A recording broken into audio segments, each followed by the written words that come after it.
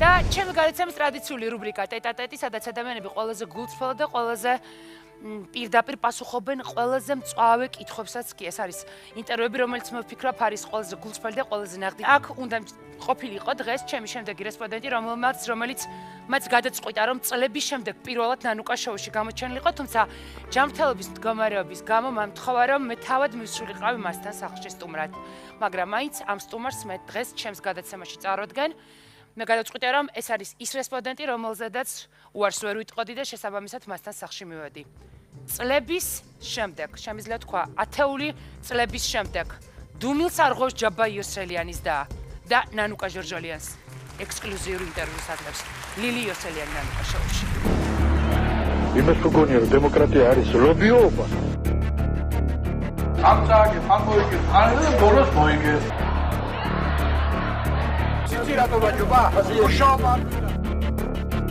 ლობიოობა არ არის დემოკრატია.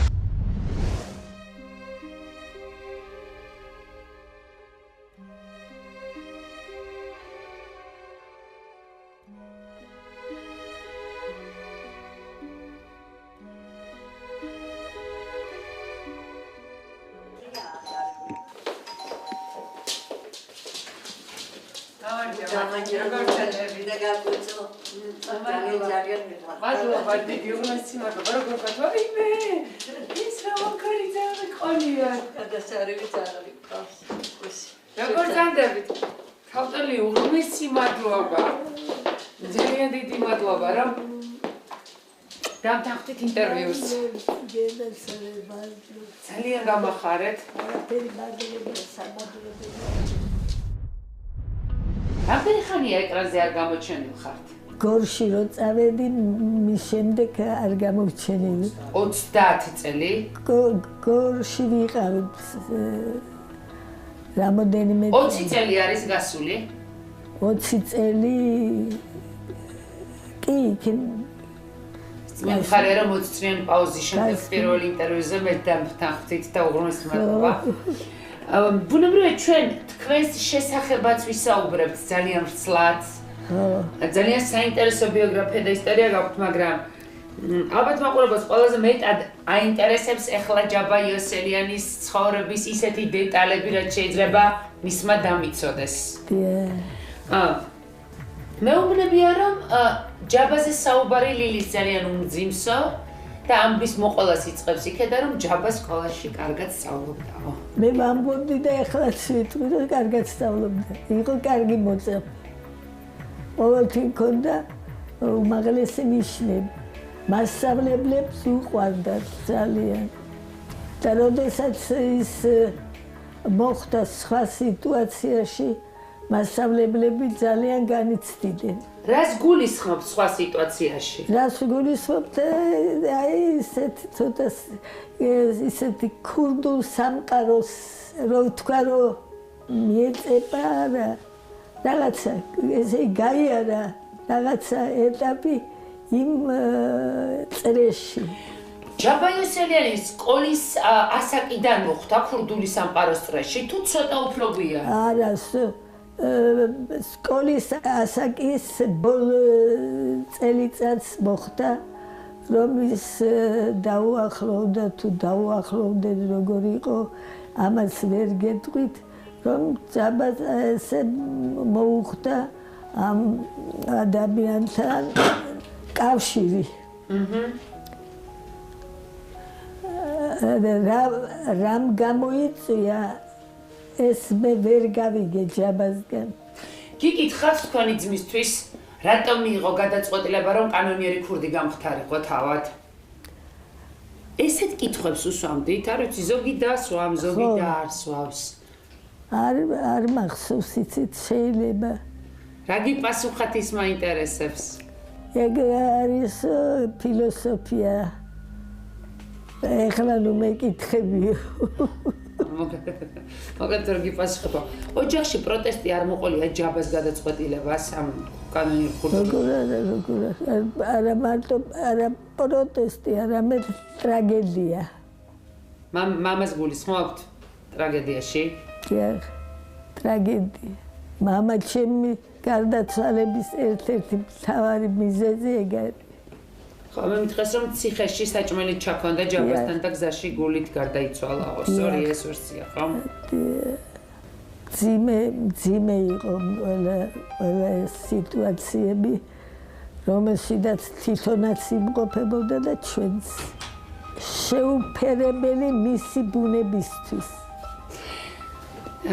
მე მაგ თემაზე თქვენ გარდასაუბრებით, აქვე მინდა მისი მეგობრები, ადამიანები, რომლებიც მასთან ახლობლობენ, ფიქრობენ, რომ ჯაბას ბავშვობის ტრამვის მიზეზი არის მისი ძმის გარდაცვალება. ჯაბა როცა იყო 11 წლისო, 5 წლის ძმა გარდაეცვალა, რამაც ძალიან შეცვალა ჯაბა იოსელიანიო. ეს არის ცოტათი რომ ამას აზვიადებენ თუ მართლა ესე იყო ქალბატონი? ამაში არის სიმართლის მარცვა. არის იქნებოდა. იმიტომ რომ მამა ჩემ რაღაც განსაკუთრებული დამოკიდებულება ჰქონდა და უყვარდა და მისი ასეთი ის ძალიან მისთვის იყო მტკივნეული და ამავე დროს გაუგებარი. რატომ ასე ისეთი ბავშვი, რომელიც ჩვენ გოგოებთან, მე და ჩემთან კაბას რო წავიდოდა სადმე კაბაზე კიდევდა ხელს და ასეთი მორცხვი, ასეთი საუცებ ასე რაღაც ოჯახს რა ვერსია ქონდა? როგორ გონიათ ამისკენ რა მუბიძგა ჯაბას? იმ გარემოცვამ, რომელშიდაც ის სწავლობდა სკოლაში. სკოლამ. ჯაბა რამდენჯერმე დააკავეს? დააკავეს ქურდობისთვის, დააკავეს მიუსაჯეს 5 წელი, დააკავეს მოსკოვშიც, დააკავე ლენინგრადში გაქცეული სხვა პასპორტით იქაც დააკავეს. შემდეგ უკვე თბილისში ჩამოიყვანეს, მაშინდელმა ინტელიგენციამ გაუკეთა ეს, მე როგორც მოვიძიე, რომ მოსკოვიდან ქსნის კოლონიაში მოხვედრილიყო და ამოვიკითხე, ქსნის კოლონიის მაყურებელი იყო. ძალიან ღიად წერენ პუბლიცისტები. ამბობენ, რომ ძალიან დიდი წვლილი მიუძღვის მედია და ჯაფარიძეს, რომ დაპატიმრებულმა ჯაბა იოსელიანმა ქსნის კოლონიაში ცოლის მოყვანა მოახერხა.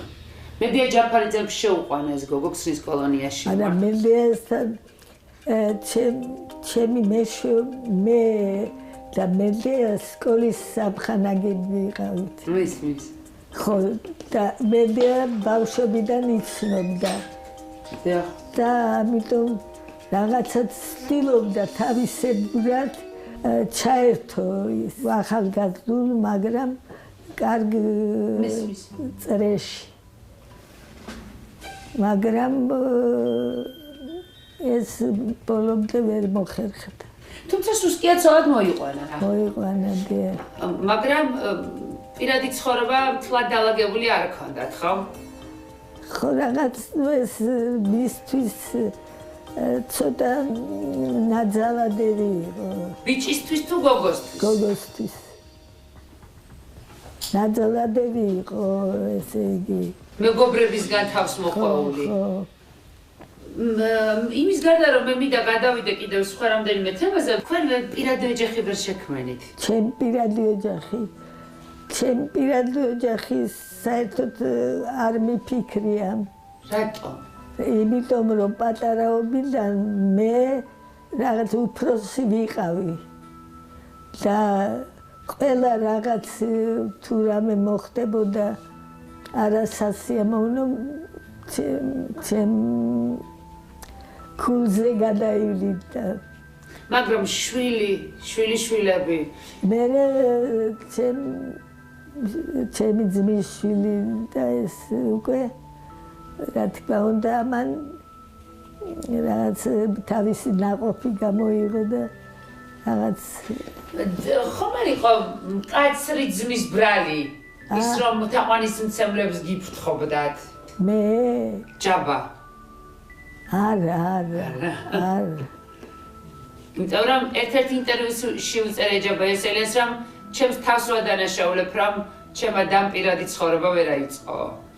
ზეგავლენას ახდენდა რა თქმა უნდა მისი ცხოვრება მაგრამ ზეგავლენა სწორედ ამ ხრივ მოხდა, რომ მე იძულებული ვიყავი, რომ მე ცხოვრა ჩემი ძმის, ასე ვთქვათ, ნამდვილ გზაზე დასაყენებლად, რომ ჩემი ძმა არ იყო უნიჭო, რომ მას შეეძლო ყოფილიყო კარგი მეცნიერი, კარგი ესე. გახდა კიდეც პროფესორი. და ამიტომ დავიწყე ბრძოლა, რომ ეს მომხდარიყო და მასაც ძალიან მოეწონა. და მას ჩამოშორდა. მხოლოდ არა ფიზიკურად, არამედ ყველა იმით თუ რამე შეეძლო იმ ყოფილ მეგობრებს იმ წრეს დაშორდა? იმ წრეს შლიდა, რომ ყოფილიყვენ სწორ გზაზე. თქვენ რეჟისორობა გინდოდათ, მამა წინააღმდეგი იყო, მაინც წახვედით, მაინც ჩააბარეთ. და სულ გინდოდათ გეცადათ თქვენი ცხოვრების წამოწყება. თქვენი კარიერის წინსვლას ხო, ხელი შეუშალა იმან, რომ ჯაბას დაიყავით და ეს არა. დარწმუნებული ხართ? არა, თლად დარწმუნებული არა ვარ. მაგრამ არ შემიძლია კონკრეტული მე გვარებს დასახელებს არ გთხოვთ. არ შემიძლია კონკრეტულად ვერც დავასახელებ, ვერ გეტყვი საერთოდ ამაში რა თქმა უნდა ძალიან დიდ მონაწილეობას ვიღებდი, რომ ეს ყველაფერი გამთავრებული იყოს იმ გზით, რომელიც სკოლაში რო სწავლობდა, მასწავლებლები ქუჩაში მაჩერებდნენ, თქვენ ჯაბას დახართ. ანუ იყო დრო, როდესაც ამაყობდით ჯაბას. ხო.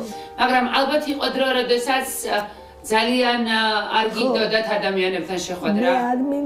მე ადამიანებს შეხვედრა არა და მაგრამ არ მინდოდა იმ ჩემი ძმის რო ასეთ ჩაერთო, ასეთ ამებში. ეს იყო ჩემთვის დიდი უბედურება. როგორ გონიათ, ყველაზე დიდი შესთავმა ჯაბასელიანის იყო ის, რომ კანონიერი ქურდი გახდა თუ ის, რომ მხედრიონელების ხელმძღვანელი იყო?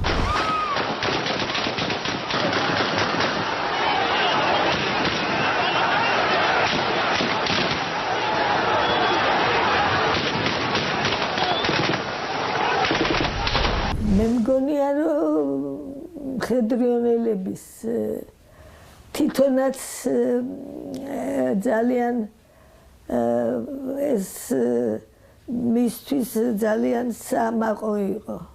ამაყობდა? ამაყობდა იმით, რომ ამაყობდა ახლა ეს რომ მას შეეძლო გარკვეულ ჯგუფისათვის ხელმძღვანელობა. Jabba, jabba, jabba, jabba, jabba, jabba, jabba. Leonis vedis mauselia.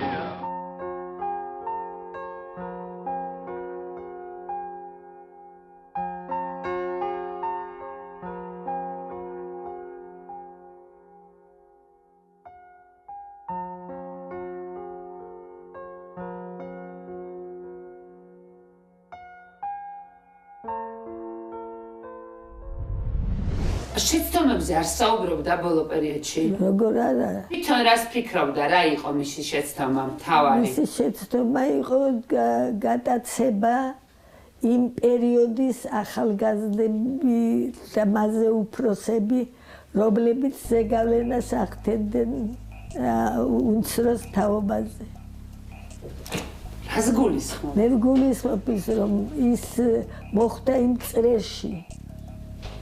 მაგრამ მას შეცდომა არ დაუშვია? როგორ შეცდომა არ არის? ეს არ არის შეცდომა. შეცდომა არის, როდესაც შენი ქმედებით ვიღაცას რაღაცას უკეთებ არასწორს. აი ესეთი მე არ ვიცი. არ უთქვამს. არ ვიცი. მესმის. რომ ვიცოდე არ დავმალავ. ყველაზე მეტად ამ ქვეყანაზე თქვენ ვინ გიყვართ? ვინ მიყვარს? დედა, მამა, ძმა. ყველაზე მეტად აი ერთს გამოყოფთ. ძმა. მაგიტომ გკითხეთ, არასდროს ცხოვრებაში ესეთ კითხვა არ გამისცემს, მაგრამ ზუსტად ვიცოდი რომ ამ პასუხს მივიღებდი. და მოგწონდათ თქვენიც? ადრე გარდამეცვალა დამკ. იმის ძალიან საინტერესო ბავშვი იყო ჩემი და დიახ. ხო და ის ძალიან ძიმედ გადავიტანეთ ყველამ. დიახ. არ ვიცი გადატანა თუ ქვია იმას რომ ერთი წუთი არ არის რომ არ გაიხსენო. და ის გამოგვეცალა ხელი. მესმის.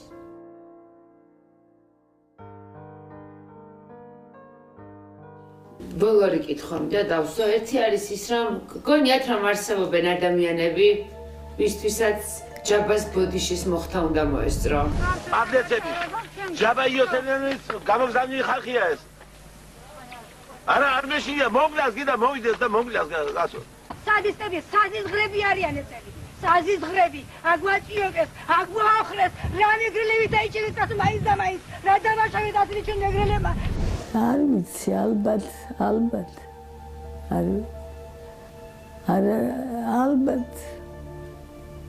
მე დარწმუნებული ვარ თქვენ ყველაზე მეტად მოგწონდა ძმა რომელიც დადიოდა ბაბაჭკით ისე როგორც პროფესორი, ნამდვილი პროფესორი. მე არ მომწონდა. არა. რატომ მეუბნებოდი რა არის ბიზონით რომ უწუნებდი ხო იმას მოწონდა ეს ხო ფაქტია როცა ხო ამიდა სიტყვა პიჟონი გავიმეორო მაგრამ იმ ჯაბაიოსელიანისგან ბაბაჭკიან ჯაბაიოსელი ბაფთიან ჯაბაიოსელიანს არავინ წარმოიდგენდა ბოლოს არ ვიცი თქვენ იმდენით ხო შეიცვალეო მე მგონი ბევრი მოუვიდა ალბათ პირადი ცხოვრება როგორი იყო მისი? მისი ძალიან რთული. რას გულისხმობ? აი ყველა ის რომ რა გზაც გაიარა მან ბავშვობიდან შეცდომიდან და ეს იყო ყველაზე ძიმე. მე გულისხმობ სასიყვარულო ურთიერთობებს. სასიყვარულო ურთიერთობებზე იმას რაღაც ქონდა ძალიან ესეთი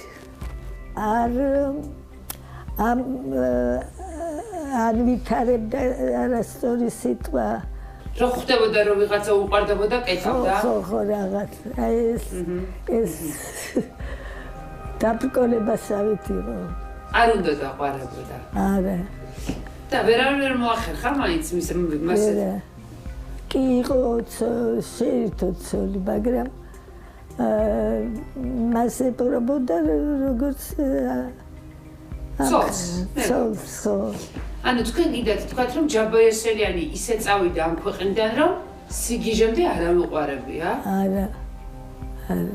რატო? ვერ გეტყვი. მის მეუღლესთან კოტეს დედასთან ბოლომდე კარგი ურთიერთობები ჰქონდათ თუ დაეძაბათ? არა, კარგი. ის არ დაეძაბათ, იმიტომ რომ ის ჩემი ძმა იმ მეუღლეს მიმართ იყო როგორ გითხრათ აი რომ ამხანაგი რო გეყოლებოდა რომ პასუხისმგებლობას რომ გზავდა რომ უვლი აი ესეთი ის ქონდა არ ქონდა ის რაღაც ესეთი რომანტიული ან რაღაც მას შემდეგ რომ ქალთან ცხოვრობდა იქ იყო რომანტიზმი თუ არც ის არ უყვარდა? არა არც ის არ უყვარდა. ეხლა უფრო მეტად გეტყვათ რომ თქვენი ძმა ყველაზე მეტად გიყვარდათ. ჩემი ძმა მიყვარდა ყველაზე უფრო. პრობლემებს გიქმნიდათ მძიმე იყო? პრობლემები ქონდა. თქვენც ხომ ქონდათ პრობლემები მაგის? კი. მე აღარ ვიდეთ რომ ბევრი წავიღო თქვენგან და მე მაინც მინდა რომ უღრმესი მადლობა გითხრათ ასეთი ექსკლუზივისთვის, იმიტომ რომ მე მესმის ბევრი დეტალი არ გასწოთ და ასაკს ვითვალისწინებ, არ მინდა გადაგღალოთ. არ მინდა ბევრი ისეთი კითხვა დაგისვათ, რაზეც საერთოდ პასუხი თქვენ არ უნდა გასცეთ. თუმცა არსებობს ძალიან ბევრი საინტერესო კითხვა და ალბათ ამას პასუხს ისტორია გასცემს. ძალიან დიდი მადლობა რომ იყავით ჩემი გადაცემის სტუმარი და ხომ არ გინდათ რამე უთხრათ ჩემს მაყურებელს? როგორ არა? უთხარით რამე. უსურვებ პირველ ყოვლისა იყვნენ ნამდვილი მოქალაქეები თავის ქვეყნის იყვნენ გამჭანი იმ საქმის რომელსაც ჯერად და წამს და უნდა რომ ეს გაიტანონ არ შეცბენ და დაიხიონ უკან იყო პრინციპულები და ყველაზე უფრო არის რომ იყვნენ ადამიანები იცოდნენ მეგობრობა და იცოდნენ საერთოდ რისთვის ცხოვრობს კაცი. და მშობლებს ალბათ ურჩევდით რომ სკოლის ასაკში ყურადღება მიაქციონ ვისთან მეგობრობენ ბავშვები. ძალიან მინდა დიდხანს იყოთ, ჯანმრთელად იყოთ, კარგად იყოთ. უღრმესი მადლობა. ძალიან დიდი მადლობა რომ დამთავრდით ამ ინტერვიუზე. უღრმესი მადლობა. ძალიან დიდი მადლობა.